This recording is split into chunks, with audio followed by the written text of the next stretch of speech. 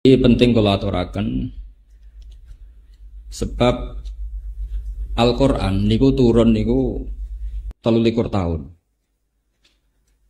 13 tahun wonten Mekah. Sedasa tahun wonten teng Madinah. Dalam masa-masa teng Mekah niki kelihatan sekali Shadaqallahul Azim ketika Rasulullah disifati Allah tenggene surat Al-Bayyinah. Gini itu Allah nyebut wong-wong kafir, cek niku ahli kitab, cek wong kafir Yahudi, Nasrani, napa tiyang kafir Mekah. Niku dawuh pangeran, lam yakunil ladzina kafaru min ahlil kitab wal musyrikin munfakkina hatta ta'tiyahumul bayyinah. Bayyinah niku sinten rasulum minallah yatslu suhufam mutahharah. Niki cukup diperhatosaken sangat. Sebuah napa nggih kawasan atau kawasan apa saja itu mesti ada dua, ada kawasan fisik misalnya geografis Mekah, ada kawasan kultural yaitu cara berpikir. Cara berpikir orang kafir Mekah itu sederhana, jadi kalau urusan itu banyak, itu Tuhannya harus banyak. Wong urusannya banyak kok Tuhannya sedikit, itu tidak cukup. Sehingga cara berpikir mereka ketika Rasulullah mengajak ke Tuhan satu, kata mereka, aja'alal alihata ilaha wahida inna hadza lasyai'un ujab. Masa urusan banyak Tuhannya satu itu aneh. Jadi menurut mereka Tuhan satu itu yang aneh. Bukan Tuhan banyak yang aneh, tapi Tuhan satu itu yang aneh. Dan mereka yakin seyakin-yakinnya itu cara berpikir yang benar. Sampai mereka mengatakan tadi, aja'alal alihata, aja'ala noto gawe sapa Muhammad al alihata ing pira-pira pangeran, digawe ilahan ing pangeran wahidan sing muk sitok. Inna hadza satamne iki, maksudnya ja'alul alihati ilaha wahida iku la syai'un ujab, sesuatu sing aneh. Nabi dengar itu, Nabi tahu dikomplain seperti itu, tapi Nabi dengan telaten. Kemudian bikin satu tamsil. Tamsil itu logika analogis, ya. Logika yang pakai perbandingan yang gampang. Itu tamsil. Dan itu yang dipakai Quran berkali-kali disebut watil kal amsalu nadribuha linnas. Kemudian Nabi cerita di depan umum. Ini perlu dicatat. Tradisi Nabi itu kalau menjelaskan sesuatu itu di depan umum. Dulu di Safa. Safa itu gunung dekat rumah Rasulullah. Beliau kalau mau menjelaskan ilmu itu naik Safa terus beliau menjelaskan. Kata Rasulullah, wahai penduduk Mekah, kalau kalian jadi pembantu, kemudian majikan Anda itu banyak. Semuanya meretangkan Anda, ngatur-ngatur Anda, dan semuanya tersinggung kalau perintahnya nggak dilakukan. Senang mana kalau kamu punya majikan hanya satu, perintahnya tunggal, jelas. Terus kata mereka, tentu Muhammad saya milih punya majikan satu. Kalau majikannya banyak repot. Disuruh orang satu aja repot, apalagi disuruh orang apa? Banyak. Capek Muhammad. Terus Nabi menjelaskan, Tuhan kamu itu majikan kamu, yang menciptakan kamu, yang menciptakan langit bumi. Kalau Tuhan banyak, nanti perintahnya banyak. Seleranya beda-beda, pusing kamu. Oh ya Mat, oke Tuhan satu saja. Ini kearifan. Sehingga ini yang disebut Darabawu mathalan rajulan fihi syuraka umutasyakisuna wa rajulan salamal lirajul. Hal yastawiya ni masalah. Kata Allah, alhamdulillah. Jadi di ayat itu disebut alhamdulillah. Allah bikin satu perumpamaan. Ada seorang lelaki punya majikan banyak.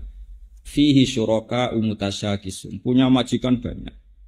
Dan satu lagi pembantu warojulan salamal lirojul. Satu lelaki punya satu majikan. Nasibnya enak mana? Mereka sepakat enak satu orang punya majikan satu. Kata Allah, alhamdulillah. Mereka sadar. Ini penting sekali saya utarakan karena sekarang banyak orang yang menekuni ulumul Quran karena kita tidak sempurna, tapi kemudian tidak bisa semua. Itu tidak bagus. Saya dulu ngaji Quran sama Bapak. Kemudian saya pernah di Damaran beberapa bulan, termasuk dulu saya pernah ngaji di sini tapi belum ada pondok, bajak dari Damaran karena itu pondoknya buyut saya. Jadi saya ini turunan Kiai Damaran. Buyut saya itu turunan pondok Dambaran belakang menara. Tapi yang saya paling prinsip wasiat bapak, pesan bapak itu, saya kalau manggil mang bapak, jangan sampai ada ilmu itu tidak detail. Karena musuh kita itu menyerang Islam itu lewat ilmu yang detail, lewat serangan yang detail. Sehingga kita butuh ilmu yang detail yang bisa mengalahkan argumentasi mereka.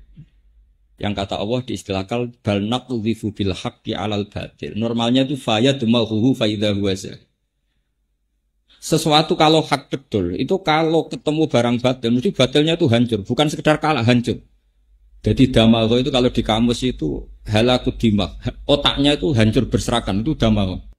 Jadi kekuatan barang hak itu kalau mematahkan kebatilan itu batilnya sampai hancur seotak-otaknya, seakar-akar. Sehingga saya termasuk orang yang optimis kalau ada sekolah perbandingan agama. Di Jogja saya ngajar lama sekali dan sebagian mereka cerita Bapak, nanti di Jogja ada sekolah perbandingan agama. Menurut Anda gimana? Kata saya itu bagus. Yang penting jangan neliti Islam, tapi jangan neliti orang Islam, tapi neliti Islam. Kalau orang Islam kan bulat. Di Indonesia kalau ada copet ketangkep ya orang Islam. Yang ketangkep KPK ya orang Islam. Karena ya Indonesia mayoritas Muslim. Tapi kalau yang diteliti Islamnya, Islam mengharamkan zina, mengharamkan korupsi, mengharamkan ini itu. Nah contoh studi kasus misalnya begini. Ini contoh paling gampang. Jadi ciri utama kebenaran itu kalau mengalahkan barang hak, barang batil itu fayad mahu, hancur betul. Misalnya gini, ini contoh paling mudah. Kata Allah, firman Allah itu mal masih ibnu maryam illa rasul qad khalas min qablihi rusul wa ummuhu siddiqah kana yaqulani ta'am. Isa dan Maryam itu doyan mangan. Gitu. Tuhan itu sederhana sekali kalau nyifati Isa dan kenapa kamu Tuhan kan Isa dan Maryam itu doyan mangan gitu. Coba kamu teruskan misalnya dalam logika keseharian. Kang aku ini alhamdulillah didolani pangeran Kang. Pangerane lesu tak keimangan terus sehat. Naif enggak kira-kira logika seperti itu? Wah itu mesti orang yang menuhankan Yesus itu tuntas. Karena apa kerennya punya Tuhan yang pemenang nak mangane utang itu kan malah kacau. Coba kamu logika Tuhan itu gampang. Logika yang ditanamkan gampang. Karena ya kula nitoam. Isa dan ibunya itu makan-makan. Sekarang logikanya ketemu akal enggak, nalar enggak. Misalnya kamu punya Tuhan terus kamu cerita. Alhamdulillah so hormat pangeran, dia tak dolan gonku lesu, bareng tak keimangan sehat. Coba itu kan itu fayad mahuhu, faidah huwa zahid. Ini kebatilan pasti damago itu hancur lebur. Itu pasti, bukan mungkin tapi pasti. Apalagi belum kena anekdot-anekdot yang orang-orang bulat tapi baik. Bulet. Ya kadang orang bulat itu baik. Karena Islam itu kadang butuh orang bulat. Dulu Abu Bakar sudah Islam, Said Hamzah sudah Islam, Bilal sudah Islam, Abdullah bin Mas'ud sudah Islam. Tapi orangnya khusyuk-khusyuk. Sementara Islam dalam ancaman preman-preman kayak Abu Jahal, Abu Lahab, Khalid bin Walid, Walid bin Mughirah, Utbah bin Rabi'ah, banyak. Ketika Rasulullah jalan-jalan tuh ngerti Umar itu petarung. Itu kalau dia di pasar ukat, itu kalau gula, itu menangan. Terus kalau menang dapat uang. Enggak pernah kalah. Terus kata Rasulullah, kalau yang Islam ini itu ya lumayan, bagus. Karena Rasulullah butuh petarung, karena yang sopan sudah banyak, butuhnya itu petarung. Sehingga Nabi spontan berdoa, Allahumma aizal Islam bi Umar, semoga Islam ini mulia karena Umar. Itu yang dibutuhkan tarungnya. Kalau Sugih Abu Bakar, sopannya sopal Bilal, tapi ini butuh petarung. Betul, 2 hari dari doa Rasulullah, Sayyidina Umar itu masuk Islam. Itu semenjak itu juga, Umar itu mensweeping orang-orang kafir, ayo kalau gagu Rasulullah Muhammad tak bunuh kamu. Itu gentenannya orang kafir delik. Sebab itu sama oleh gedeng preman. Karena ya ada hikmahnya. Ya tentu nakalnya harus kamu benci. Yang maksiat ya harus kamu benci. Tapi beberapa daerah itu banyak yang gak berani bikin gereja. Karena ada preman-preman yang gak siap. Kiai kena jak rekonsiliasi. Kena umbut. Nyata-nyata ini kan kena. Ini Islam. Dulu ketika logika ketuhanan. Kadang yang tahu itu ya orang fasik. Karena logika, saya berkali-kali ya, kalau ngaji di mana-mana saya bilang. Logika yang absolut itu hanya logika tentang tauhid. Saya ulang lagi, logika yang absolut itu hanya logika tentang apa? Ini mohon sekali dicerna. Saya ulang lagi ya. Bal naqdhifu bil haqqi 'alal batil fayadmahu fa idza huwa zahid. Sebagian ayat diredaksikan qul ja'al haqqu, kata Allah, wa ma yubdiul batil, dan barang batil itu tidak pernah muncul, wa ma yu'id, dan tidak akan kembali. Misalnya gini yang paling masyhur. Fir'aun itu ngaku sebagai Tuhan. Nabi Musa kata Musa, Tuhan itu yang menciptakan langit dan bumi. Fir'aun masih bisa menjawab. Setahu saya kalau saya jalan-jalan yang dituhankan saya. Ma'alim tulakum min ilahin huiri, kata Fir'aun. Kata Musa terus bilang gini, Tuhanku itu ada di langit. Kata Fir'aun, Haman ibni li sorqal ali abdul asbab. Masyhur itu, ya Haman ibni li sorqal ali abdul asbab. Haman, saya bikinkan piramida yang tinggi, saya mau melihat Tuhannya Musa. Apa betul dia punya Tuhan? Sehingga ini panjang. Kalau kesimpulan Tuhan itu siapa itu panjang. Kalau akan bikin piramida kemudian dilihat di langit. Akhirnya Musa itu ganti argumentasi. Enggak gitu. Gini aja gitu. Yang namanya Tuhan itu yang nuhani kamu dan nenek moyang kamu. Itu spontan di majlis itu yang iman banyak sekali. Meskipun yaktumu imana, sebagian mereka menyembunyikan imannya. Karena mereka sadar kalau Fir'aun Tuhan, lalu yang nuhani nenek moyang dia siapa? Kan Tuhannya datang terlambat. Makanya ternyata mensifati Rabbus samawati wal ardi, mensifati Tuhan itu Tuhannya langit dan bumi itu tidak meruntuhkan Fir'aun. Padahal lebih keren, Tuhannya langit dan bumi itu kan kayaknya keren, langit bumi. Tapi itu belum meruntuhkan cara berpikir Fir'aun. Tapi ketika diingatkan, Rabbukum wa Rabbu abaikumul awwalim, Tuhanmu dan yang menuhani leluhurmu. Hadirin mikir, kalau Fir'aun Tuhan, dia punya kakek, punya nenek, lalu neneknya Tuhannya siapa? Ini kan Tuhannya baru datang, terlambat. Berarti babanya tanpa Tuhan. Pangeran kok kedisian itu terus piye gitu. Lah ini namanya bal naqdhifu bil haqqi 'alal batil, pasti fayadmahu, pasti hancur. Nah ini yang saya mohon santri-santri Al-Ghuraba serius menekuni ini. Jadi nanti ada yang menseriuskan ini, saya juga kadang-kadang disewani santri-santri sini banyak yang kuliah. Mungkin dalam banyak hal kuliah itu tidak mewakili ilmu tasawuf, tapi mewakili ilmu logika. Jadi saya mohon yang ahli pikir ya nekuni di pikir, yang ahli akhlak nekuni di akhlak, yang ahli apa nekuni di apa. Karena kita tidak pernah sempurna. Tapi saya jamin kamu cari logika yang hak. Saya ulang lagi ya, cari logika yang hak. Saya bersaksi betul Pak Mustamir ini sering derekno politiknya Mbah Mun. Dan saya muridnya Mbah Mun lama sekali. Saya disarang, saya ngajar saja 9 tahun zaman pondok. Misalnya begini, ini contoh gampang. Logika politik misalnya ya, ini contoh gampang. Betapa pentingnya logika yang absolut, yang hak. Dulu Islam masuk di Selat Malaka itu Singapura, Malaysia, Indonesia, Thailand itu bareng. Di Patani, di Thailand, saya pernah ke Thailand. Itu Islamnya milih Sufi, yes negara PPN. Mereka Sufi. Tahu-tahu negara ini dikelola non-Muslim. Akhirnya orang Islam jadi objek, jadi subordinat, jadi objek. Mereka bikin undang-undang yang merugikan Islam dan nganggap Islam itu problem. Karena mereka penguasa ya enak saja. Islam itu subversif, Islam itu ilegal. Dikuyo-kuyo, disiksa macam-macam.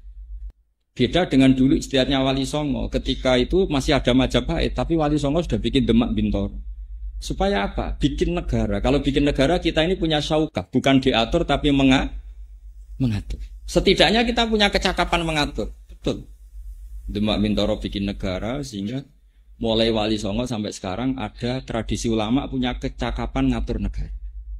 Dulu ada Pak Nasir, ada Kiai Haji Agus Salim. Era modern ada Gus Wahid, abahnya Gus Dur, ada Gus Dur. Sekarang di Rembang ketua DPR ya putrane Mbah Mun, Gus Kamil. Bupatinya teman saya Kaji Hafid. Sehingga sekarang itu kayak tempat-tempat prostitusi dikejar-kejar oleh Satpol PP, bandar narkoba dikejar-kejar polisi.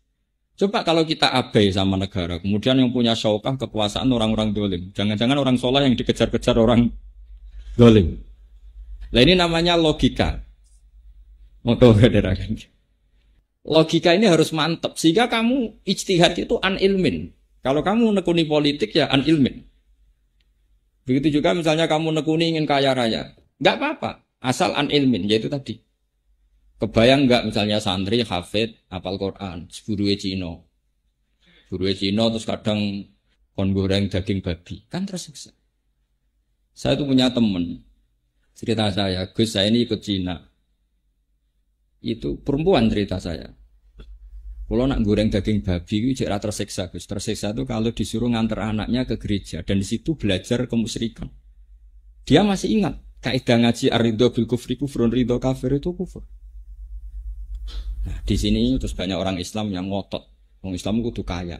Enggak apa-apa asal al-inbin. Yang ingin politik ya monggo supaya ada syauqatus soleh ala zalim. Yang soleh itu yang ngatur orang apa? Zalim. Jangan yang zalim ngatur orang apa? Soleh. Begitu seterusnya dalam wilayah. Fil ilmi juga gitu. Misalnya saya lebih nekuni ilmu. Saya teruskan lagi tadi yang masalah hatta ta'tiyahumul bayyinah. Ciri utama Rasul itu adalah orang yang bisa menjadikan orang kafir itu tercerabut dari akar kekafiran. Bisa munfakin, bisa infikak, bisa mereka tercerabut dari akar kekafiran. Yaitu tadi, mereka dari punya Tuhan banyak, dijelaskan sama Nabi, kalau Tuhan kamu banyak, itu seperti kamu punya majikan banyak, perintahnya beda-beda, kalau enggak kamu turuti marah. Mau enggak kamu punya majikan banyak? Ya enggak mau Muhammad, enakan majikan satu. Itu disebut napa? Darabahu masalah rajulan fihi napa? Syuraka mutasyakisuna wa rajulan salamal lirajul. Terus sudah mereka berhenti dari menuhankan Tuhan yang banyak. Lalu Allah tidak berhenti menjelaskan logika supaya itu berhenti betul. Yaitu tadi orang-orang kafir itu menyembah berhala. Berhala itu dari apa juga? Dari batu. Terus dicuci, kalau kotor dibersihkan. Terus Allah bikin satu tamsil. Dorobahu mathala. Ini mestinya wakaf ya. Kalau dalam ilmu takotek itu wakaf ya. Tapi kalau di tradisi qiraah ya enggak. Abdam mamlukan. Abd yang mamluk. Mamluk itu dimiliki. Sing layak kediru ala syai ini kalau waca sesuai kaidah fikih. Yang tidak mampu Pak. Orang-orang kafir kayak gini sama Rasulullah. Wahai orang-orang kafir Mekah, kamu mau enggak punya budak pembantu yang lumpuh? Pembantu loh ya, saya ulang lagi. Hei orang-orang kafir, kamu mau enggak punya pembantu yang lumpuh? Mau mandi dimandikan, mau ke kamar mandi diantar. Apa saja kamu yang ngurusi, layak kediru ala syai. Enggak mampu Pak. Ya enggak mau Muhammad. Punya pembantu lumpuh enggak mau saya. Terus lagi kata Nabi sederhana gitu kan. Lah iya. Pembantu itu kamu kan bisa membuang. Tanpa pembantu kamu bisa hidup. Dia pembantu lumpuh ora gelem, kok kowe gelem dia pangeran lumpuh. Dia ku watu ora ra iso apa-apa. Jadi itu ini jenis namanya al-bayyinah. Terus mereka sadar lah iya. Dia pembantu lumpuh saja kita tidak mau kok malah punya Tuhan yang lumpuh. Paham? Ini permanen sekali, logika itu permanen. Wa daraba wa masalar rajulaini ahaduhuma atukab. La yaqdiru ala syai'in wa huwa kallun ala maula. Aina ma yuwajjihu la yaqdinu bi khair. Kamu andekan punya dua pembantu, yang satu lumpuh, enggak bisa apa-apa. Diarahkan apa saja enggak bisa. Aina ma yuwajjihu la yaqdinu bi khair. Enggak bisa mendatangkan kebaikan. Terus mereka bilang, enggak mau Muhammad. Lah iya pembantu sing ora penting wae nek lumpuh ora gelem kok kowe pangeran zat paling penting di kehidupan Anda. Kemudian pangeran Anda ini sesuatu yang lumpuh. Berhala itu kan lumpuh tidak bisa. Nah ini namanya bayyinah. Perlahan-pelan akhirnya orang Mekah semuanya Islam. Yang enggak Islam dianggap orang sing layak akilun dalam bahasa Quran, enggak punya akal, enggak bisa mikir. Nah ini pentingnya logika. Saya mohon sekali anak-anak huruf baru. Entah berapa kadarnya, kita harus belajar. Saya yakin kalau Anda di sini belajar makhraj selesai, mungkin belajar tahfidz selesai. Tapi Quran itu punya sisi-sisi yang dijelaskan sendiri oleh Quran, dimaklumatkan sendiri oleh Quran, yaitu lihat baru ayat. Dan Quran memaklumatkan dirinya, pasti ja'al haqqu wa zahaqal batil. Ketika barang hak datang, pasti barang batil itu sirna. Ini penting saya jelaskan karena kalau Quran sudah sampai seperti ini jadi solusi. Jadi solusi minal fitan. Kata Rasulullah ketika cerita fitan, terus kata Sidin Ali, wamal makhruju minha ya Rasulullah. Lalu untuk keluar dari fitnah itu apa? Jawabnya Nabi, kitabuh. Yaitu kamu harus belajar apa? Kitabuh. Tentu belajar yang seperti saya utarakan. Setelah belajar makhraj, tasfid, Kamu belajar tafsir yang seperti saya jelaskan. Makanya saya tadi cerita, saya singgung sedikit. Saya pernah digugat oleh seorang dosen karena saya sering baca hadis sahih, saya sering ngajar hadis sahih. Di hadis sahih itu ada cerita begini. Mangqala la ilaha illallah dakhalal apa? Jannah. Di situ ada kata-kata wa in zana wa in saraq. Meskipun pernah zina, pernah maling. Kata si dosen tadi, Pak Bah, ini kan seakan-akan Islam melegalkan zina. Kok yang melapatkan la ilaha illallah tetap masuk surga meskipun pernah zina? Saya bilang gini, kamu itu tidak pernah ngaji gitu. Harus tanya yang pernah ngaji. Terus maksudnya gimana Pak? Terus tak jelaskan. Kebenaran Allah Tuhan itu kebenaran yang absolut. Kebenaran yang nggak bisa diganggu gugat oleh perilaku sosial. Misalnya begini, Anda seorang profesor, Anda seorang dosen, Anda seorang rektor. Kalau ditanya 1 tambah 1 berapa? Mesti jawab 2. Lonte ya jawab 2. Copet ya jawab 2. Jangan karena kamu rektor atau profesor ada lonte jawab 2 terus kamu bilang 4 supaya beda dengan lonte. Tidak bisa. Kebenaran absolut siapapun kalau yang mengatakan pasti sama. Orang kudus yang paling bodoh ya la ilaha illallah. Orang Islam paling awam tukang manol ya la ilaha illallah. Rektor Al-Azhar ya. Karena kebenaran bahwa Allah Tuhan ini kebenaran yang absolut. Yang mengatakan siapa saja harus kita terima dan harus kita benarkan. Itu maknanya Nabi wa in zana wa in saraq. Bukan melegalkan zina, tapi kebenaran ini begitu absolut sehingga yang zina pun kalau mengatakan harus kita benarkan. Kayak orang yang pernah zina, pernah maling bilang 1 tambah 1 2, benar apa salah? Benar. Rektor ya bilang 2, presiden bilang 2. Pak Jokowi ya bilang 2, Pak Prabowo ya bilang 2 meskipun musuhnya. Karena ini kebenaran absolut. Nah, kebenaran tauhid adalah kebenaran yang absolut. Sehingga Nabi mengatakan man qala la ilaha illallah dakhalal jannah wa in zana wa in saraq. Ini bukan melegalkan zina tapi menunjukkan betapa absolutnya kebenaran la ilaha. Kata Imam Tobari, tafsir Tobari itu bilang begini. Lah Al-Qur'an itu kebenaran yang absolut sehingga Quran pun bisa difahami orang kafir. Saman jangan kaget. Quran itu bisa difahami orang kafir. Alasannya Imam Tobari. Padahal ajallut tafasir indana itu tafsir Tobari. Sebelum ada tafsir Suyuti, tafsir Ibnu Katsir. Tafsir senior itu tafsir apa? Tobari. Ajallut tafasir. Lam yusonna fil Islam mislu. Enggak ada tafsir sebaik tafsir Tobari. Itu masyhur itu. Karena begini kata Imam Tobari. Allah itu pertama nurunkan Quran. Itu mukhatabnya itu orang Islam apa orang kafir? Enggak, jawab saja. Orang kafir, karena pas itu orang Islam belum ada. Belum ada santri Kudus, belum ada santri Rembang, belum ada. Yang ada orang kafir. Makanya ada Quran yang qul ya ayyuhal kafirun. Memang adanya orang kafir. Gimana? Qul ya ayyuhal kafir. Setiap khitab itu ya sampean kalau ngaji tafsir Jalalain, ya ayyuhan nas ya kufar Makkah. Tapi Quran ini dengan logika hak yang absolut. Orang kafir pun tuh mikir. Saya ulang lagi. Orang kafir pun kalau didhawuhi Allah itu mikir. Buktinya apa? Banyak yang menjadi muslim karena bisa dilogika. Kebenaran Islam bisa apa? Dilogika. Masyhur itu. Sayyidina Umar masuk Islam tuh karena mendengarkan apa coba? Surat apa? Surat Toha. Masyhur itu. Sayyidina Umar itu mau nyari Rasulullah, mau dibunuh. Terus ketemu orang, Umar kamu mau kemana? Saya mau nyari Muhammad, mau saya bunuh. Karena dia soba'ah. Soba'ah itu keluar dari tradisi kita. Umar kok repot-repot golek Muhammad. Adikmu dewe saiki wis soba'at. Adiknya itu perempuan. Dicarilah adiknya. Pas dicari adiknya, ternyata adiknya itu sedang belajar Quran sama suaminya. Pas itu belajar surat Toha. Pas kertas itu mau diminta, kata adiknya, kamu itu kafir, musyrik. Kamu harus mandi dulu. Ya mandi dulu terus coba baca, dibaca.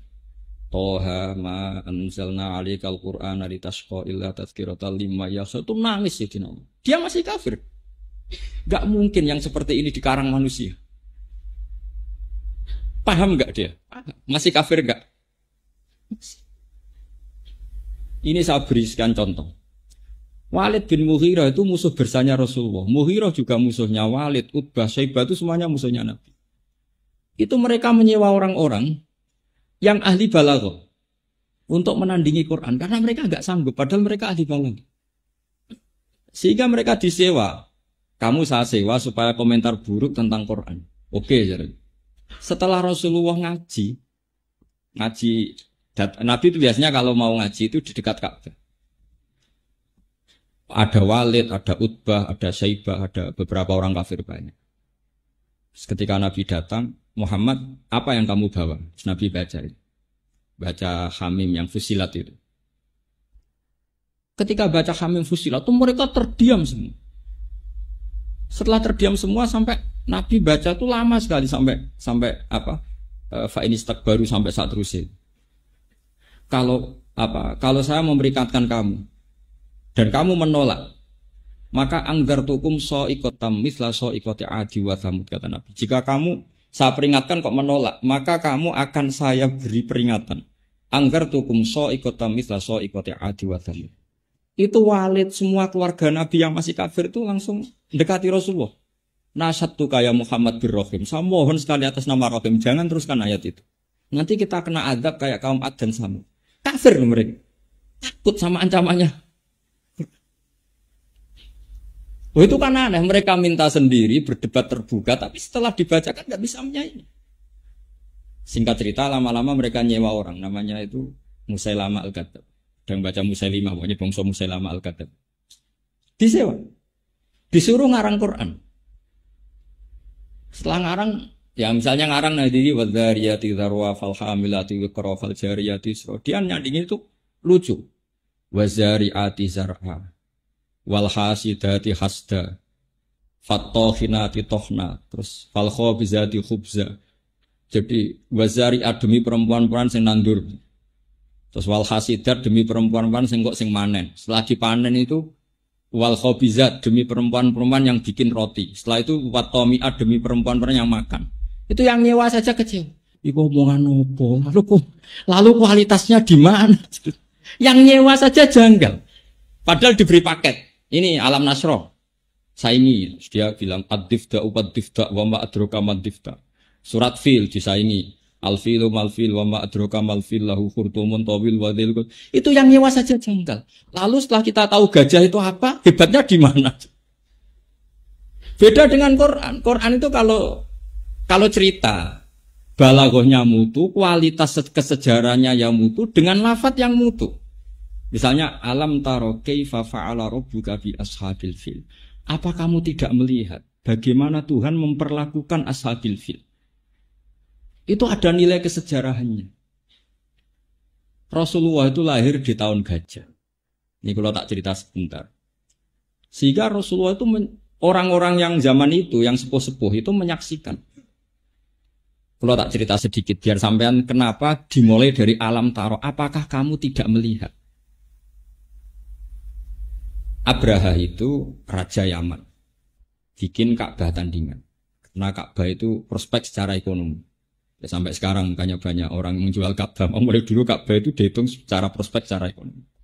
Sehingga Raja Habasyah itu bikin Ka'bah tandingan. Sehingga cerita orang Quraisy yang masih kafir, tapi yang menghormati Ka'bah di sini, terus gak terima, terus ingin menghancurkan Ka'bah. Sehingga cerita si Abraha ini naik kuda, naik apa? Gajah, paling besar. Semuanya pakai gajah. Setelah masuk daerah Mekah di Muhassar itu, Wadi Muhassar itu nemuin Abdul Muthalib. Ketika ketemu Abdul Muthalib, karena Abdul Muthalib mbahnya Nabi dan masih punya nurun nubuwah, itu Abraha itu kata Abraha gini, anta sayyidu hadal wadi, kamu bosnya di sini ya, kata Abdul Muthalib. Dan semua unta itu disita. Terus kata Abdul Muthalib itu lucu, Abdul Muthalib itu orangnya rileks, mbahnya Nabi itu orangnya rileks, ganteng tapi rileks. Saya kalau kamu duduk dekat saya di singgasana, umat saya pasti tidak terima. Tapi kalau saya duduk di atas kamu, saya tidak berani. Itu karena ada nurun nubuwah, ada nurnya Rasulullah, mbahnya Nabi. Akhirnya Abraha duduk di bawah sama Abdul Muthalib. Kamu maunya apa? Kata Abdul Muthalib, itu loh, unta yang kamu tawan itu kembalikan ke saya. Terus diguyu-guyu sama Abraha. Saya itu gedun hormat sama kamu. Satu Mekah itu hormatnya sama Ka'bah. Hartanya dikasihkan saya, yang penting saya tidak ngerobohkan Ka'bah. Ini kamu yang katanya ketua, malah yang kamu pikir unta kamu sendiri, gak mikir. Jadi kadang orang rileks itu tauhidnya lebih besar. Kata Abdul Muthalib itu lucu, jawabnya gini. Inna lihadzal baiti rabban hamahu. Loh, onta itu milik saya, makanya yang penting onta. Kalau Ka'bah itu ada yang punya, pasti dilindungi yang punya, itu udah urusan saya. Nah, itu tauhidnya Abdul Muthalib. Inna lihadzal baiti rabban hamahu. Itu saya tidak ikut punya, itu miliknya Allah. Pasti dilindungi. Yang penting onta kembalikan. Akhirnya ya oke kalau dikembalikan. Setelah dikembalikan, Abdul Muthalib terus datang ke Halaqatil Ka'bah. Dulu itu kalau cekelan pintu kan pasti bulat. Terus kata Abdul Muthalib, berdoa ya Allah, ini Ka'bah kamu, ini rumah kamu, rumah engkau, pasti engkau yang melindungi. Setelah itu bilang ke kaumnya, wahai kaumku, ayo ke gunung. Melihat apa yang nanti dilakukan Allah. Ya terus ke gunung. Setelah ke gunung, pasukan Abraham mau menghancurkan Ka'bah, datanglah burung apa? Ababil. Sehingga disebut alam taro kaifa fa'ala rabbuka di ashabil. Apa kamu tidak melihat peristiwa ketika Allah mengutus ababil menghancurkan ashabil fil? Artinya kalimatnya, notnya jelas, qafiyahnya jelas, kualitas bahasanya jelas, kesejarahnya jelas. Sehingga kualitas alam taro kaifa fa'ala rabbuka bi ashabil fil enggak bisa disaingi dengan al-filu mal-fil wa ma adraka mal-filahu khurtumun tawil wa dhailuhu qasir. Kamu tahu gajah. Gajah itu gerangan apa gajah? Yang belalainya panjang, yang buntutnya pendek. Yang nyewa saja kecewa. Yang nyewa itu kecewa. Jualan, enggak usah bayar, gendeng. Nah itu yang disebut di Quran, innahu fakkar wa qaddar faqutila kaifa qaddar, summa qutila kaifa qaddar, summa nazar, summa abasa wa basa. Mereka itu berpikir keras bagaimana cara mereka ngomentari Quran. Innahu fakkar wa qaddar. Tak komentari piye Quran. Di akal piye ora iso. Sampai summa nazar, mereka berpikir lagi. Nazar itu maknanya berpikir. Bareng ra ketemu, summa abasa. Abasa itu merengut. Basaro ya merengut. Jadi abasa itu merengut. Basar yang disuruh order saja lama sekali. Karena memang enggak mendapatkan celah kekurangan. Makanya saya mohon sekali, kalau saya tadi kan bilang al-bayinah. Jadi kalau jenengan ngaji Pak Mustamir, kok misalnya beliau sakta, ya sama harus ikut sakta. Meskipun tidak tahu ilmunya. Tapi setelah itu kamu harus belajar, kenapa sih harus sakta. Andai kan nggak ada sakta, maka Quran itu kualitas balaghahnya itu drop turun. Mungkin nggak mutu. Misalnya begini, contoh saya sering mencontohkan. Tentu kita pertama terima saja dari guru. Misalnya fa'idhahu min al-jidasi ila rabbi mansinur qalu ya wailana mampa'athana mimmar qadina atau sakta hadza ma wa'adar rahman. Ketika orang-orang kafir ini bangun dari kuburan, itu mereka tanya, mampa'athana mimmar qadina, siapa sih yang bangkitkan kita dari tidur kita? Tentu yang ngomong ini qail yang sa'il, mustafhim. Terus hadza ma wa'adar rahman adalah malaikat yang menjawab, yang membangunkan kamu adalah Allah yang Rahman. Berarti qailul awal adalah orang kafir yang bangun dari kubur. Yang qail maqalah saniyah adalah malaikat yang menjawab. Berhubung qailnya beda, ditaktek, diputus pakai sak. Paham? Coba andekan enggak kamu sakta. Mampa'sana mimar qadina hadza kan kacau. Sapa sing nangekno aku, sing nangekno pangeran kan ngomong-ngomong dhewe dijawab-jawab. Oh itu kan kacau. Meskipun kamu enggak perlu tahu ilmunya sakta, pokoknya nurut sih. Sama seperti di awal surat Kahfi. Misalnya alhamdulillahilladzi anzala ala abdi kitab wa lam yaj'al lahu iwaja wa lam yaj'al lan orang gawe sapa Allah taala lahu maring kitab, maring Quran. Ora digawe iwajan ing bengkok. Qayiman ya ora digawe jejeg. Kacau enggak kalau kamu baca langsung. Quran itu ya ora bengkok, ya ora jejeg. Mau kafir halus. Tapi dengan tradisi sakta itu kelihatan. Walam yaj'alan orang gawe sapa Allah lahu maring Quran. Orang gawe iwajan ing bengkok madhek. Ora bengkok iku maknane qayima. Maksudnya ora bengkok maknane apa? Justru dengan sakta ini qayiman itu natijah dari tidak iwijat, tidak iwat, itu artinya apa? Qayima. Artinya apa? Barokah. Jadi semua pilihan-pilihan wakaf lazim, wakaf kopi itu pilihan-pilihan yang itu menunjukkan kualitas Al-Quran. Sehingga menurut saya kalau setelah hafid saya mohon sekali ada teman-teman yang meneliti wakaf. Seperti Dawi Ibnul Jazari itu wa ba'da tajwidi kalil hurufi la budda min ma'rifatil wukufi. Setelah kamu tajwidnya lolos, kamu harus tahu wakaf. Karena wakaf ini yang menunjukkan kualitas Al-Qur'an. Kenapa demikian? Karena tadi misalnya memba'atsana mim marqadina, siapa sih yang membangunkan kami? Terus Allah menjawab lewat malaikat, hadza ma wa'adar. Sekarang kan berarti makalah ula qailnya beda, makalah sani qailnya beda. Supaya kelihatan beda, diket dipotong lewat apa? Sakta. Jadi sakta itu tidak main-main. Bisa ulang lagi, sakta itu tidak main-main. Makanya ada ulama mengatakan sebetulnya takotiul Quran, makoteknya itu ada ratusan. Cuma Imam Asim menamakan yang 4 itu sakta. Sebetulnya masih banyak lagi. Cuma mungkin kadang dinamakan wakaf. Karena ini urusan riwayat. Pun kembali lagi ke Al-Bayyinah. Nanti saya mohon sekali. Sampai kalau senang Quran betul. Itu harus berlatih Bayyinah tadi. Hatta ta'tiyahumul Bayyinah. Terus Rasulun minallah yatslu suhufan. Kata Imam Ibnu Hajar al-Asqalani dalam Syarah Bukhari. Allah itu sudah berso, kalau nasibnya Quran nanti itu di mushaf. Karena secerdas-cerdasnya orang pasti punya lupa. Dan kalau lupa orang pasti kembali ke mushaf. Sehingga Rasulullah disifati, Rasul itu adalah orang yang membaca mushaf. Rasulun minallah yatslu suhufan. Suhufan itu kalau diisimkan maf'ul jadi mushaf. Sohifah, sohif, fahuwa nawa, wadhaka nawa, mushaf. Nah mushaf ini kemudian era Abu Bakar, Umar dikumpulkan dengan ketua tim namanya Ubay bin Ka'ab, ada Zaid bin Sabit. Kemudian mushaf ini ditulis dengan standar Rasul Utsmani. Ini yang mulai aneh. Kenapa pakai Rasul Utsmani? Karena lugat Quraisy itu aneh. Lugat Quraisy itu tidak bisa ngomong Hamzah. Jadi orang Quraisy itu tidak bisa ngomong Hamzah. Orang Tamim senengannya Hamzah. Sehingga orang Quraisy itu kalau ngomong misalnya seperti qiraah kita. Alladzina takhudhu dinahum huzuwan. Itu pakai huzuan, pakai wawu. Padahal enggak ada di bahasa Arab. Huzuan itu enggak ada. Yang ada itu hazaa, yahza'u, hus'an. Makanya dalam qiraah apa hus'an, huzu'a. Yang ada itu mahmus apa? Lam.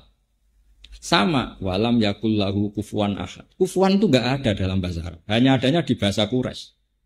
Bahasa Arab itu yang ada kuf'an. Pakai hamzah.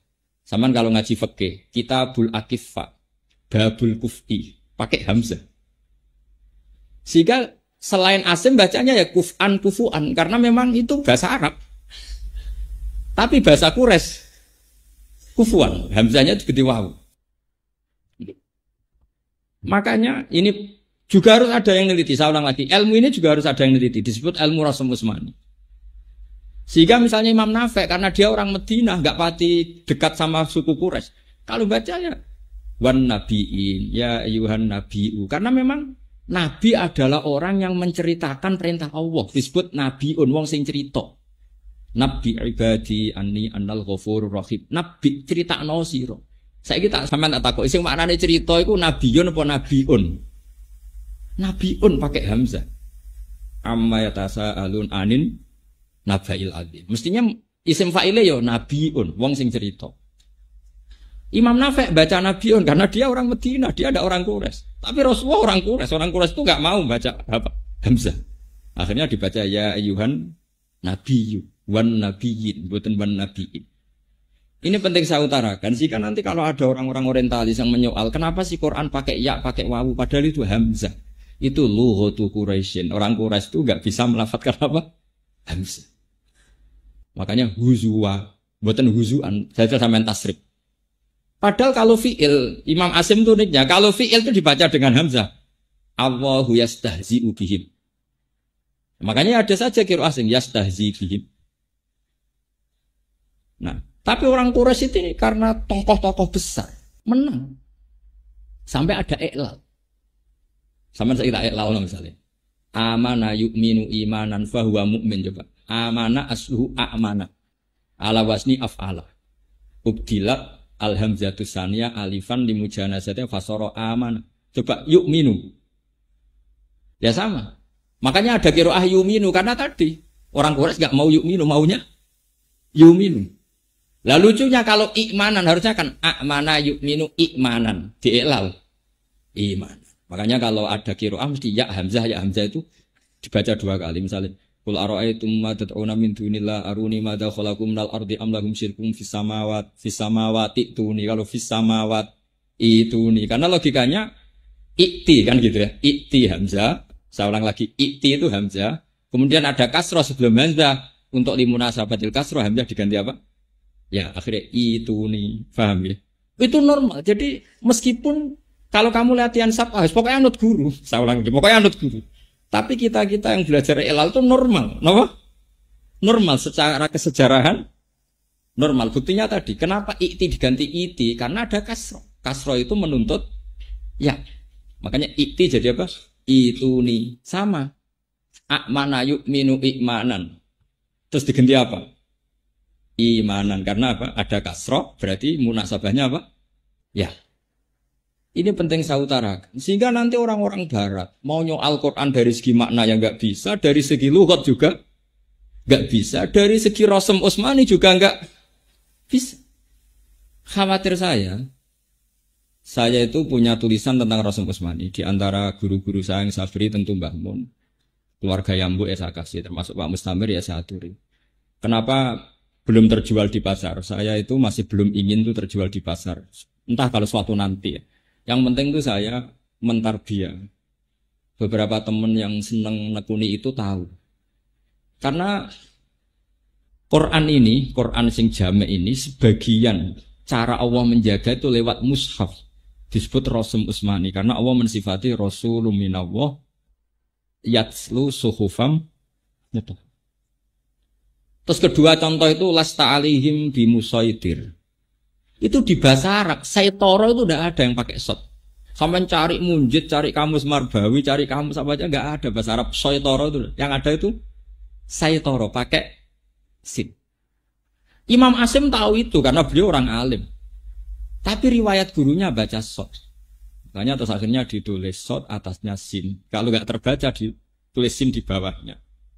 Wawaw yakbidu wayab sutu ditulis sot atasnya dikasih sin. Kalau yang nggak terbaca sinnya di bawah sot. Karena Imam Asim tahu ini masalah, cara bahasa Arab itu masalah. Tapi secara riwayat harus seperti itu. Makanya tengah-tengah ditulis sot dikasih apa? Sin. Kalau sinnya terbaca diletakkan di atas, kalau nggak terbaca diletakkan di bawah. Itu ilmu yang jelimet tapi harus ada yang jaga. Saya termasuk orang yang menekuni itu. Bukan apa-apa, karena ini balaghah. Jadi nanti orang mengkritik Quran itu tidak punya tempat. Kok zaman sampeyan Rasulullah zaman sugeng itu yang kritik Quran itu ya banyak.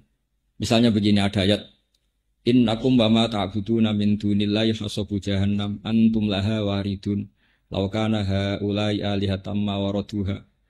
Padahal Allah jelas jauh pakai ma itu li ghairil akil, untuk yang enggak punya akal. Innakum satamne sira kabeh wa malan barang, mestine wa malan barang. Mestine lho ngene. Tak buduna kang nyembah sira kabeh min dunillah iku hasabu jahannam, dadi rup-rupane neraka jahanam. Nah, orang-orang kafir tuh tahu kalau Rasulullah tuh sangat menghormati Nabi Isa, sangat menghormati Uzair, karena ini nabi-nabi pilihan. Ibnu Zabaro datang di depan umum, ya Muhammad, baguslah kalau yang disembah masuk neraka, nggak masalah, Mat. Sekalian bareng Isa, bareng Uzair. Karena kamu dan yang kamu sembah masuk neraka. Padahal Isa termasuk orang yang disembah. Kalau yang disembah masuk neraka berarti Isa masuk neraka. Mereka datang. Terus akhirnya dijawab sama Allah, innal ladzina sabaqat lahum minnal husna ulaika anha mubad. Jadi saya mohon sekali sama santri-santri di sini, apalagi di sini dinamakan huruf ba. Ciri utama huruf ba itu bada dinu ghoriban wa sa'udu ghoriban kama bada fatuban apa? Ilmu ini sudah aneh. Dan yang melajari mungkin ya orang-orang aneh. Saya ini termasuk orang aneh. Yang melajari gitu kan tidak ada untungnya. Tapi ini penting, karena kalau kita tidak melajari huzuan, kamu nanti disoal oleh orang pakar-pakar balaghah, pakar-pakar lughat, nggak ada di kamus huzuan. Karena ini mahmus lam, haza'ah. Kufuan yang nggak ada, yang ada itu kafa'ah, mahmus apa? Ini hanya lughat Quraisy. Kita harus menjawab itu lughat Quraisy. Yang orang Quraisy itu nggak bisa melafadzkan apa? Hamzah. Sehingga ditakhfif sebenarnya kalau di ilmu safah. Makanya di fiilnya madi maupun mudhari ya pakai hamzah. Misalnya Allahu yastahzi'u, mustahzi'un. Pakai hamzah. Tapi khusus masdarnya ini pakai apa? Wawu dalam qiraat. Sehingga makanya kenapa kita dikatakan qiraatu Asim min riwayati Hafiz, karena Imam Asim punya murid namanya Syu'bah. Syu'bah itu sering balelo. Syu'bah itu ahli bahasa Arab. Dia itu sering enggak ngikuti gurunya, ikut sab'ah yang lain. Dia kalau baca ya kuf'an, hus'an, karena dia mikir kok pas ini milih ini. Pokoknya makanya beliau enggak identik dengan Imam Asim. Makanya jadi beliau itu muridnya Imam Asim tapi tidak identik dengan Imam siapa? Asim. Sehingga kita pakai itu Imam siapa? Hafiz. Karena dia yang setia, sepaham rapaham pokoknya anut. Tapi menurut saya ini bagus ya, memang tradisinya murid harus seperti itu. Tapi meskipun demikian, setelah itu kita mencari-cari, kenapa sih huzuan? Ini penting karena tadi, kita ini punya musuh orientalis itu banyak sekali. Dan orientalis itu akan menghalalkan segala cara untuk menghambat Al-Quran. Bahkan Quran dari dulu sudah memaklumatkan wala yazidanna katsiran minhum ma unzila ilaika mir rabbika tughyanau wa kufra. Quran yang turun ke kamu Muhammad akan malah menambah mereka jadi kafir. Zaman dulu sudah ada kritikus Quran, misalnya gini, inna syajarataz zaqqum ta'amul asim kal muhli yaghli fil butun ka ghalil hamim. Terus orang-orang kafir datang, Muhammad, apakah api itu bisa bakar pohon? Ya iya bisa. Kok aneh? Jarin rokok itu api, kok ana wite? Piye carane urip? Wong wit kok urip ning geni. Jadi orang kafir itu selalu nguntit. Jadi orang kafir itu belajar Quran, guys. Makanya dulu kalau di Indonesia ada senok horgonya sama enggak usah kaget. Dulu orang kafir itu ya belajar Quran sampai mereka bisa tanya, ya Muhammad begini-begini. Ada yang tanya lagi, Muhammad, kalau kambing mati itu yang membunuh siapa? Allah. Aneh mat agamamu, sing dipateni Allah langsung haram, sing lewat tangan manusia yang jahil malah halal. Harusnya yang dipateni Allah langsung orisinil, harusnya lebih. Lah Nabi itu orang baik. Andai kan Nabi sampeyan gampang, panganan dhewe ngono. Tapi Nabi itu orang baik, gak mungkin ngendikan seperti itu. Nah itu yang disebut wa inna syayatina la yukhuna ila awliyaihim liyujadilukum. Setan-setan ini selalu memberi inspirasi sama orang-orang kafir supaya selalu mendebat Quran. Disebut wa kadzalika ja'alna likulli nabiyyin aduwan syayatinal insi wal jinni yuhi ba'duhum ila ba'din zukhrufal qawli Saya pernah punya santri itu orang Belanda, tapi sudah masuk Islam. Dia peneliti Islam. Pernah tanya gini, Pak Bahak, saya ini sudah masuk Islam. Saya ini orang Barat, kan? Tapi saya itu nggak bisa menjawab ketika ada pertanyaan, kenapa sih orang Islam kalau perang menang, kemudian perempuan-perempuan kafir ini ditawan jadi amat. Kemudian itu milik para sahabat. Itu kan melanggar hak asasi manusia. Itu mesti begitu karena tadi yuhi ba'duhum ila ba'din zukhrufal qawli mereka saling memberi spirit untuk mengkaburkan Islam. Begitu juga kalau kita perang menang itu kan alat-alat perangnya orang kafir kan kita pakai, kita sita. Hartanya juga kita sita. Singkat cerita karena dia sudah bisa bahasa Indonesia terus sering diskusi sama saya, sering ngaji saya tak ceritain. Pak, kalau ada penjahat maling ke kamu, garong ke kamu, punya senjata api, kamu kembalikan apa kamu sita? Ya saya sita Pak. Kalau tak kembalikan jadi dipakai garong lagi. Sama, kalau alatnya orang kafir, perang mbek Nabi bar dibalekno. Ya digo perang meneh. Dan rima. Dia tanya, kalau perempuan tuh alat produksi. Kalau perempuan setelah kalah perang zaman Nabi loh ya, jangan sekarang sama terus nangkepi enggak itu. Bisa ditangkap Pak Jokowi ya. Nah ini zaman Nabi. Orang-orang perempuan ini kan kalau perang kalah. Kalau dulu kan jadi amat. Kalau amat itu nanti ya amat. Nanti akadnya itu diganti oleh penunjukan pemimpin. Jadi misalnya Sri dapat Zaid, berarti itu pengganti akad. Disebut napa? Yang di Quran misalnya apa? Illa ala azwajihim aw ma malakat aiman. Jadi dulu itu perempuan yang halal di dunia kan hanya dua. Satu itu istri, dua itu amat. Amat itu tawanan perang yang ditunjuk oleh imam, itu milik kamu. Lah penunjukan imam ini pengganti apa? Akad. Sekarang kalau perempuan ini dikembalikan ke orang kafir, kemudian dikeloni orang kafir, memproduksi orang kafir apa enggak? Tapi kalau nanti yang ngumpul itu santri, nanti yang produksi umat Islam. Dia akhirnya nerima. Jadi perempuan ini alat reproduksi. Nah ini namanya hujjah. Kita harus punya kemampuan hujjah untuk menjelaskan orang-orang yang mengkambing hitamkan apa Makanya ketika ada ulama-ulama, ini kalau baca di beberapa kitab, semua syariat yang masuk akal dalam kehidupan, pasti semua syariat itu melakukan selang-seling. Misalnya sampean sekarang saya tanya, orang kafir itu punya uang tuh lewat apa coba? Kadang lewat punya narkoba, kadang jual beli babi, jual beli anjing. Pokoknya lewat riba, lewat transaksi yang haram enggak? Rata-rata.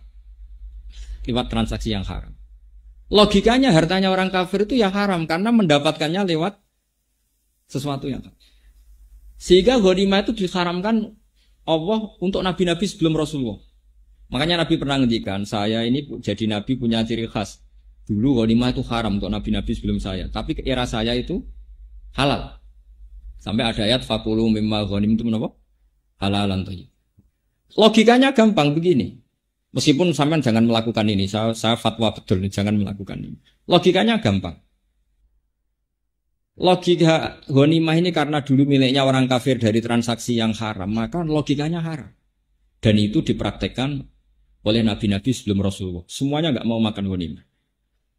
Tapi era Nabi Muhammad boleh, bahkan harus disita sahabat. Kenapa demikian? Padahal Rasulullah ini afdalun nabiyyin, afdalul anbiya. Kenapa justru dapat kitab fakulu mimma ghanimtum napa halalan? Logikanya gampang, begini misalnya. Misalnya nih contoh gampang. Zaid ini misalnya tukang domino atau tukang tombok atau tukang judi. Adalah Zaid pas ketemu saya itu umat Islami, umat baiknya. Mungkin dia punya uang juga hasil dari judi. Pas ketemu saya adalah pas umat baiknya. Gus, saya punya uang 1 juta, tak kasihkan jenengan. Kalau saya ini zuhud waroi yang bila ilmin, tentu tak tolak. Wong kok mangan duit Zaid itu tukang judi, tukang domino. Harusnya saya tolak. Itu juga bagus, karena saya zuhud. Tapi ini secara ilmu itu jeblok. Jebloknya adalah kalau uang itu di tangan Zaid dipakai ubyok meneh. Dipakai judi lagi. Kalau dia main perempuan mungkin dipakai beli perempuan lagi. Tapi kalau saya terima, berarti saya memperkecil atau menyita uang yang bisa dipakai dia maksiat, tak sita supaya enggak dipakai maksiat. Kalau sampean jadi kiai, menerima apa menolak? Ya kalau makanya saya bilang kalau menerima sampean kiai lama-lama pasti jatuh. Kiai kok gelem disalami template tukang apa? Judi. Tapi kalau sampean tolak dan terus Zaid ngomong gini sama teman-temannya, mau tak kena kiai ra gelem, oh tak nggo judi meneh. Piye-piye digo judi meneh iku mergo sampean tolak. Coba kalau uang itu dalam penguasaan Anda. Mungkin gue manakipan kan gitu. Ini masalah-masalah yang sudah jelimet menurut fikih. Makanya disebut fakulu mimma ghanimtum halalan thayyibah. Yaitu setidaknya kalau hartanya orang kafir disita itu tidak dipakai alat kekafiran. Ini pun harus kita pelajari sehingga kita tahu duduk perkaranya. Kenapa sih ghanimah itu halal? Padahal min amwalil kuffar yang notabene dari cara-cara yang hak. Pokoknya saya mohon sekali ya di sini ada kiai jenengan, wonten Pak Mustamir, terus di Sarang banyak orang alim, di Kudus juga banyak, di mana-mana banyak. Saya mohon sekali kesempatan itu digunakan. Kalau kamu mencintai Quran, saya yakin sudah mewakafkan waktu untuk ngapalkan, untuk belajar tajwid, belajar macam-macam. Tapi saya mohon sekali, ada 1-2 ayat yang menjadi mental Anda. Karena dulu di antara doanya Nabi yang diajarkan ke Abu Bakar itu, waj'alil Qur'ana mukhi wa asbi wa azmi wa sya'ri wa lahmi. Sebagian riwayat itu wa takhlitahu bidami wa asbi wa ruhi wa mukhi wa azmi. Dan Quran ini ya Allah campurkan menjadi darah saya, sumsum saya, mental saya. Misalnya begini yang saya alami ya, ini saya tahadus begini memang yang saya alami. Misalnya ada ayat qul bi fadlillah wa bi rahmati fa bidzalika falyafrahu. atas nama fadlnya Allah, rahmatnya Allah, kamu itu yang senang. Saya itu belum pernah sholat tidak senang. Karena logikanya gampang. Orang sampai maksiat melihat dangdutan itu ya cari senang. Orang sampai demenan ya cari senang. Orang maksiat itu rata-rata cari senang. Quran tahu kalau orang maksiat itu cari senang. Makanya Quran bilang, kalau kamu jadi orang baik ya senang. Sehingga kalau kamu sudah senang, nggak ingin cari senang yang lewat maksiat. Ini penting saya utarakan. Sehingga orang-orang alim dulu itu kalau nazuman, kalau bersyair, itu ya kayak yang dilakukan Habib Syahid. Laula kaya zinatal wujudi matoba aisi wala wujudi wala taron namtu fi sholati wala ruku'i wala sujudi. Andekan ndak ajaranmu ya Rasulullah, saya tidak akan hidup itu bahagia. Wala taron namtu fi sholatin, saya ndak akan nyanyi-nyanyi dalam sholat saya. Taron itu nyanyi-nyanyi kecil. Tidak usah dipraktekkan, nanti sholat kamu batal. Yang penting taron itu seneng banget sampai kayak agak-agak nyanyi. Wala ruku itu kalau sholat itu seneng sekali. Caranya seneng gimana? Dilatih. Lah pelatihan ini yang diajarkan Imam Ghazali. Misalnya begini, Imam Ghazali kalau ngelatih itu sederhana sekali. Kalau kamu punya masalah banyak, utang banyak, nggak ada orang yang percaya, semua ada masalah. Datang saja kamu ke kuburan. Ini kata Imam Ghazali dalam kitab Ihya. Terus kamu bilang gini, ya Allah, semua yang mati ini itu ingin kembali ke dunia. Hanya karena ingin sujud kepadamu ya Allah. Semua ingin kembali ke dunia karena ingin melafadzkan la ilaha illallah Muhammadur Rasulullah. Dan saya masih di dunia. Coba, andai kan orang Fir'aun, semua orang kafir yang mati di seluruh dunia, mintanya dikembalikan ke dunia itu ingin melafadzkan apa? La ilaha illallah Muhammadur Rasulullah. Dan kita masih di dunia. Sehingga terus kita merasa nikmat. Ketika kita sujud nikmat. Ya Allah, sujud ini yang akan menyelamatkan saya dari neraka. Sujud ini ya Allah, kenangan terbaik saya saat saya nanti di akhirat. Itu akhirnya sempurna. Alhamdulillah Gusti, ketika orang lain nikmati maksiat, saya nikmati sujud ini.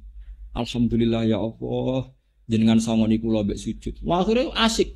Sajadalaka wajhi wa sam'i wa basori. Terus. Akhirnya nikmati betul. Nah kalau orang sudah asik seperti ini akan jauh dari maksiat bukan karena terpaksa, karena sudah asik dengan kebenaran.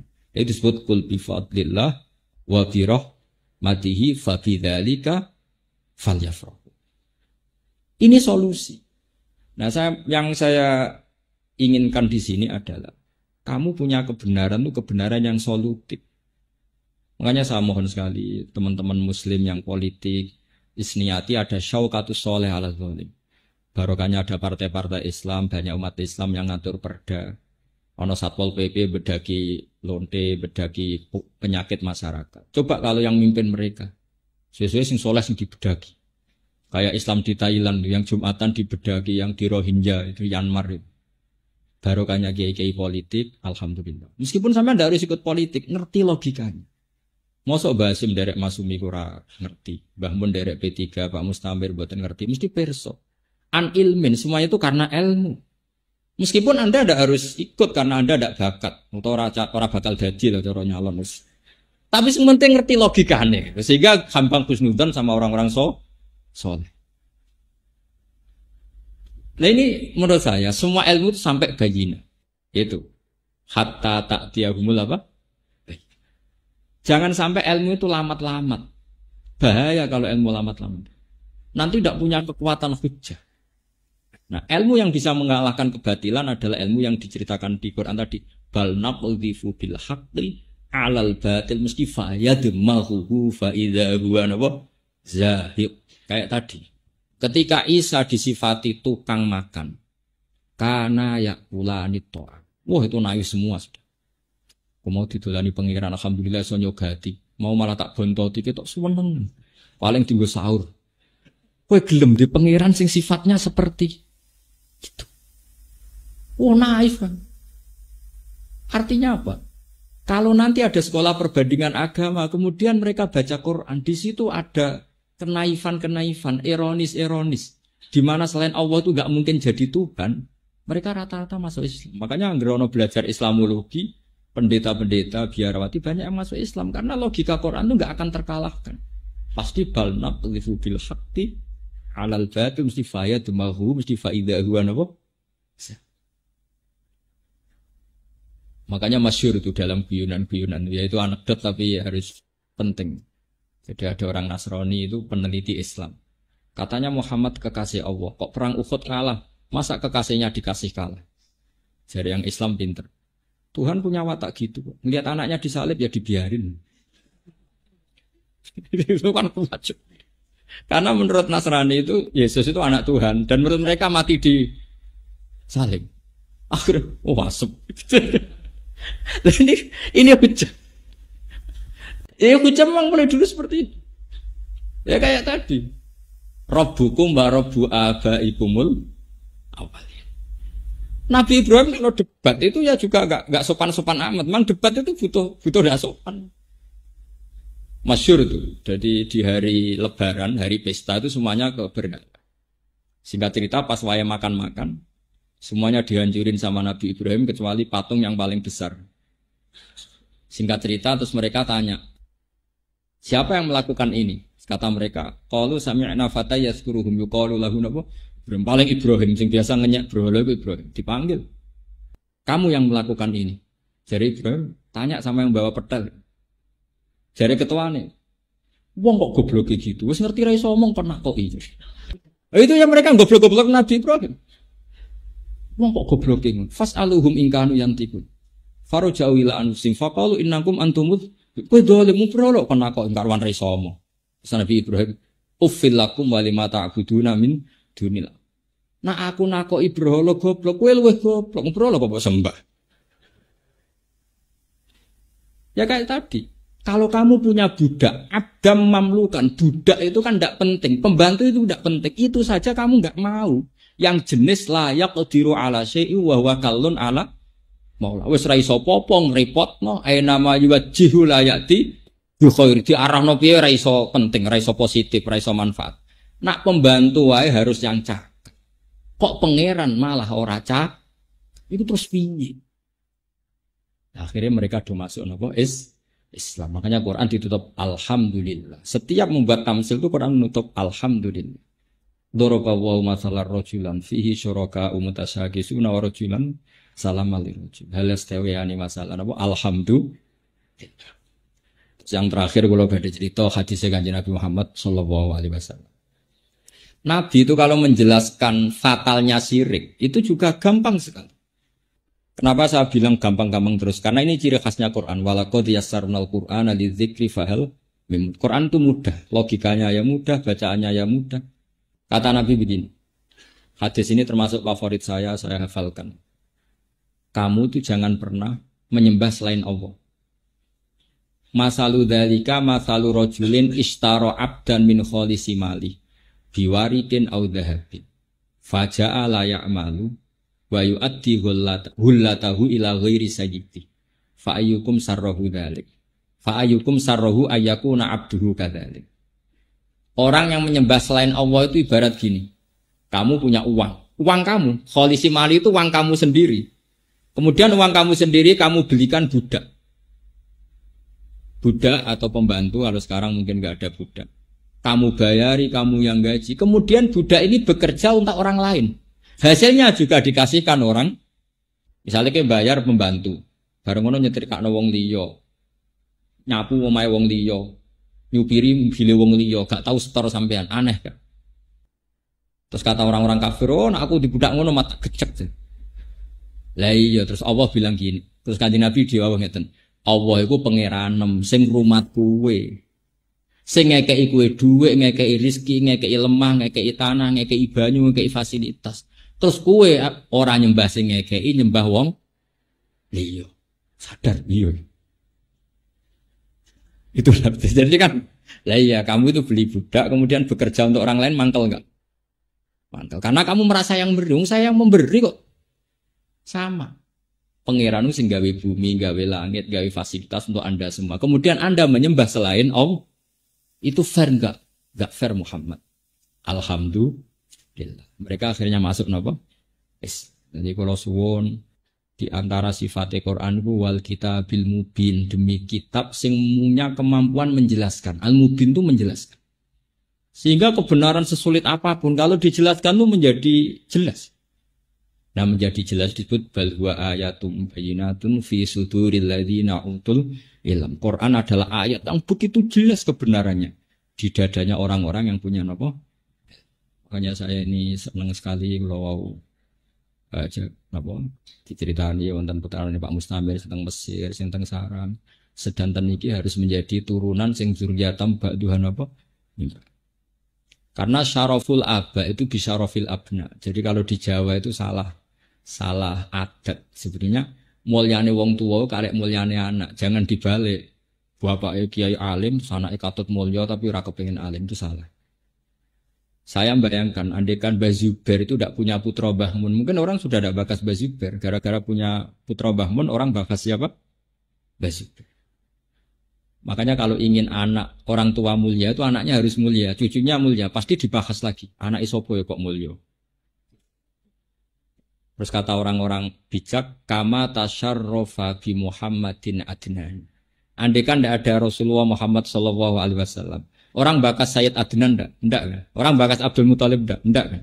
Justru orang bakas mbah-mbahnya ini karena ada cucunya yang bernama Rasulullah Muhammad sallallahu alaihi wasallam. Makanya banyak orang alim yang hilang sejarahnya gara-gara zuriyahnya sudah tidak alim. Cara bapak riyen kepaten obor. Makanya kamu harus senang kalau ada guru-guru kita yang anaknya masih mondok, masih ngaji. Karena ini ciri khas orang baik. Ciri khas orang baik itu musalsal. Makanya nabi-nabi dulu kalau gak punya anak tuh susahnya bukan main. Fahab li min ladunka waliya yarithuni wa yarithu min ali apa? Ya.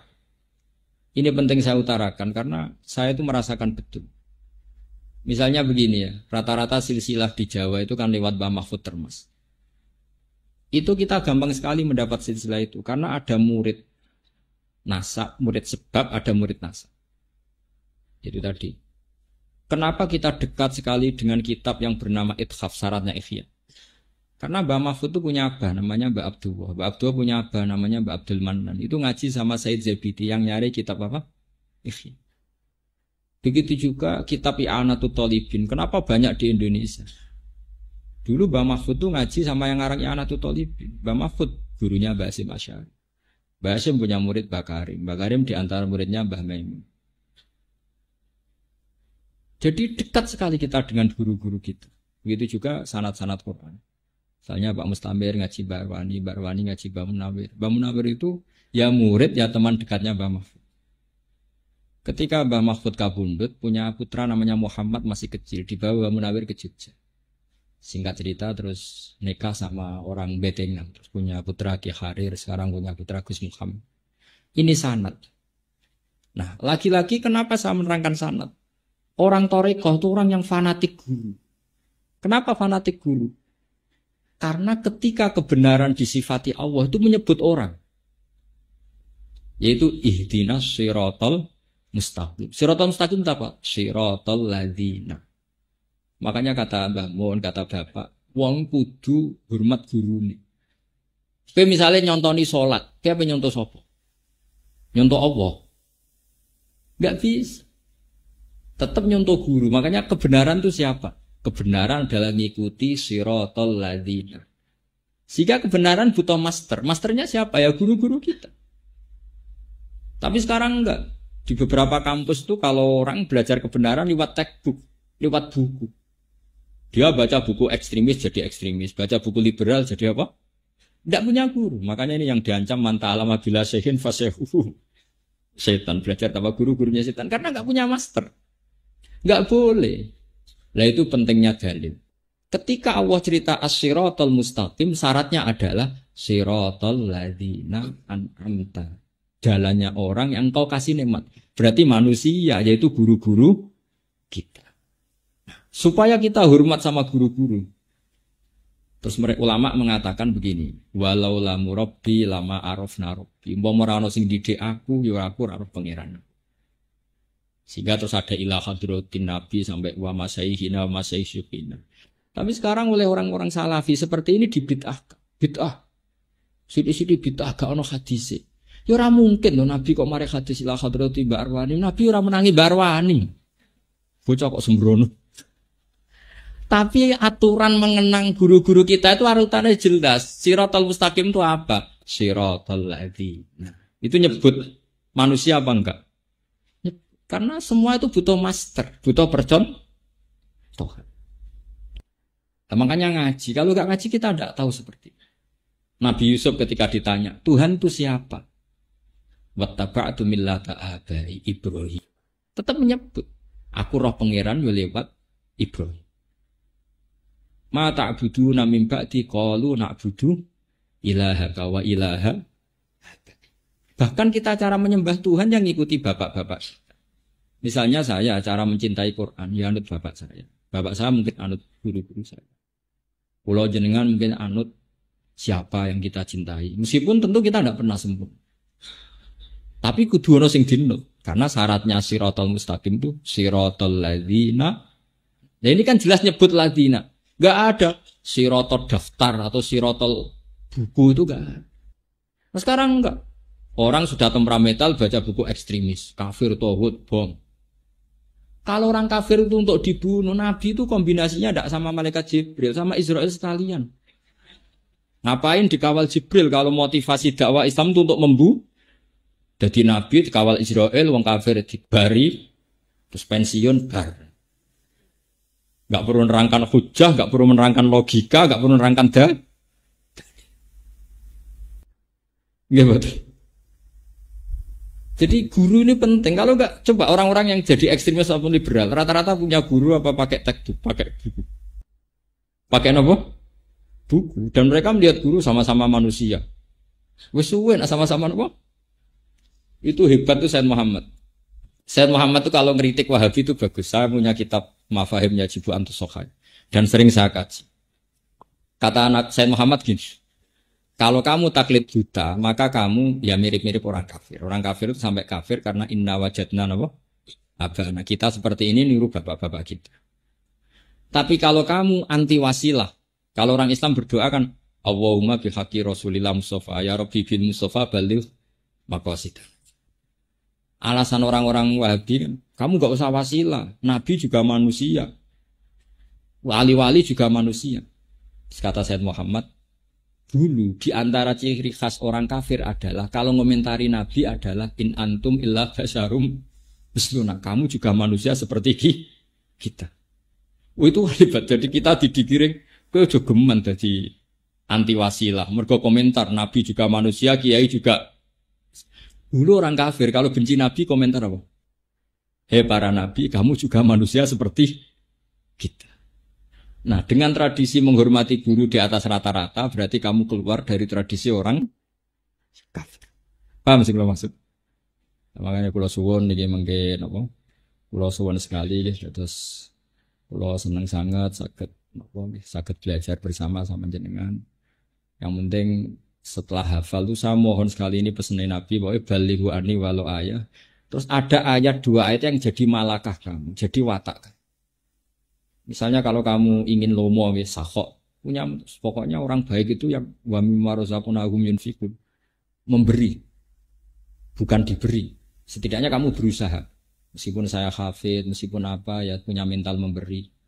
Jangan ngandalo payu semaan itu. Ya kan saya itu sering logikanya gampang. Meskipun prakteknya kamu diberi gak apa-apa itu dari Allah. Tapi yang penting mental kita itu yunfik, ingin soal prakteknya diberi gak apa-apa, itu haknya Allah. Jadi dilatih semua yang dikatakan Allah itu jadi mental kita. Lho kula niku jujur mawon ya. Saya mencintai Quran itu macam-macam, termasuk saya itu neliti Rasul Utsman. Kenapa saya teliti? Karena tadi kalau nanti kita tidak diteliti, kemudian sekarang banyak kamus asriyah. Kamus modern itu sudah yang ngarang rata-rata ada alim, sehingga gak memasukkan madatul kalimah huzuan. Karena taunya mereka huzuan atau huz'an, kuf'an atau kufu'an. Lama-lama orang bilang huzuan itu gak ada dalam bahasa Arab. Terus orang iskal dengan Quran. Kita harus ngomong terus seperti kitab Itqan. Kitab Itqan karangannya Imam Suyuti, kemudian diringkes oleh abahnya Said Muhammad, namanya Zubdatul Itqan. Oleh Said Muhammad diringkes lagi namanya Al-Qawaid Al-Asasiyah fi Ulumil Quran. Itu di situ diterangkan silsilah bahasa Quraisy. Kalau ndak nanti orang menuduh Quran ini nggak ada. Itu repot.